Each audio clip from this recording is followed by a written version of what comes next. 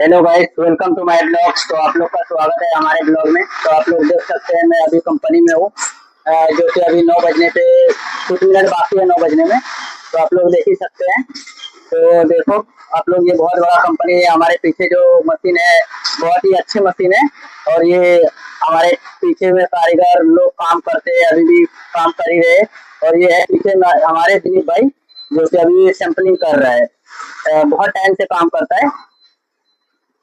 ये टेम्पल बना रहे हैं अभी। ये दिलीप भाई बिहार से, काफी अच्छा आदमी है भाई, देख सकते हो आप लोग। और वो भी है, वो एक लालू भाई है, नेपाल से।